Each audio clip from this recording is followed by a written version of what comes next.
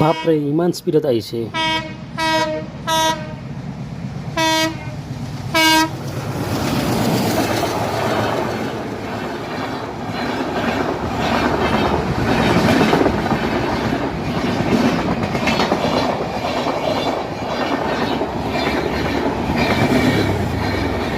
ইমান দীঘল, ইমান স্পীডতো গৈছে, শেষেই নহয়।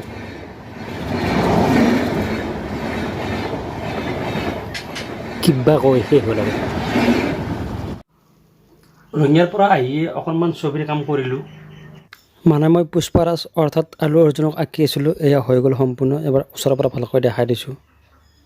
ইয়াৰে অকণমান ফিনিচিঙৰ কাম বাকী আছিলে, সেইখিনি শেষ কৰিলোঁ। ইয়াৰ ড্ৰয়িং ভিডিঅ'টো মই আৰ্ট চেনেলটোত দিছোঁ, গতিকে ইয়াত আৰু ইমান দেখাই নাথাকোঁ। মোৰ আৰ্ট চেনেলটো ভিজিট কৰি তাত এবাৰ চাই ল'বচোন। এইখনৰ কাম হৈ গ'ল, এতিয়া এখন চাইড কৰি থ'লোঁ। এতিয়া ভাত খাওঁ। কালি আকৌ তেজপুৰত বিয়া আছে, বিয়া খাব যাব লাগিব। গধূলি বজাৰ কৰিব যাব লাগিব 12টা চাৰিআলিত। গধূলিৰ আগে আগেই বজাৰত আহি গ'লোঁ।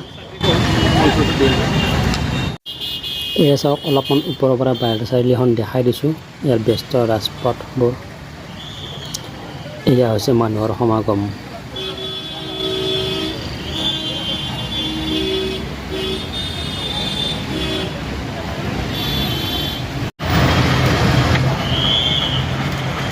এয়া বিয়া বুলি বজাৰ কৰিছোঁ।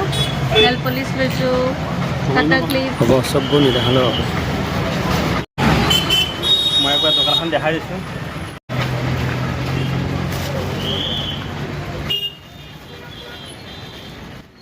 এইফালে গধূলি হ'লে চবতে কেঁচা বাদামৰ দিন চলিছে। ইয়াতে ভাজা বাদাম বিক্ৰী কৰি আছে। যি নহওক, ভাজা বাদাম অলপমান লৈ লওক।